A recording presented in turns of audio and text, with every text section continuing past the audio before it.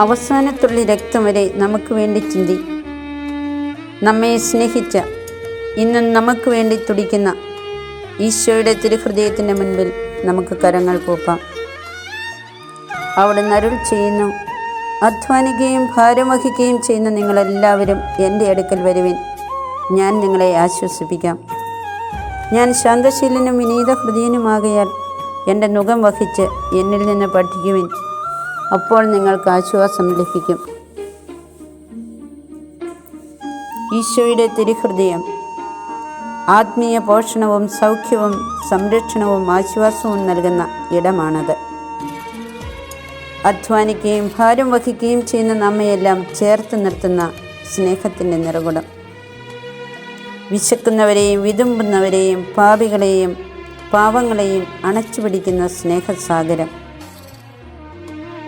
തകർന്നവനെ തളർന്നവനെ കുറ്റപ്പെടുത്തുകയോ ശിക്ഷിക്കുകയോ ചെയ്യുന്നില്ല. എല്ലാവരും അവിടത്തേക്ക് വേണ്ടപ്പെട്ടവരും സ്നേഹിക്കപ്പെട്ടവരുമാണ്. ഈ തിരിച്ചറിവിലാണ് നമ്മുടെയൊക്കെ മനസ്സ് ശാന്തമാവുക. വിശാലവും സ്നേഹനിർഭരവുമായ ആ തിരുഹൃദയത്തിലേക്ക് നമ്മുടെ നന്ദിഹീനതകളും പാപാവസ്ഥകളും സ്നേഹശൂന്യതകളും അർപ്പിച്ച് അവിടുത്തോട് മാപ്പിരക്കാം. വിശുദ്ധ 23-ാം ജോൺ മാർപ്പാപ്പയോടൊപ്പം നമുക്കും പ്രാർത്ഥിക്കാം.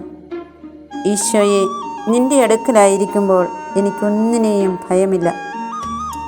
ഞാൻ നിന്നോട് ഒട്ടിച്ചേർന്നിരിക്കുകയും നഷ്ടപ്പെട്ടു പോയ കുഞ്ഞാടിനെ പോലെ നിൻ്റെ ഹൃദയമിടിപ്പ് കേൾക്കുകയും ചെയ്യുന്നു. ഞാൻ നിൻ്റേതാണ്, നിൻ്റേത് മാത്രം. ഹൃദയശാന്തതയും എളിമയുമുള്ള ഈശോയേ, എൻ്റെ ഹൃദയം നിന്റെ ഹൃദയം പോലെയാക്കണമേ. ഹൃദയശാന്തതയും എളിമയുമുള്ള ഈശോയേ, എൻ്റെ ഹൃദയം നിന്റെ ഹൃദയം പോലെയാക്കണമേ.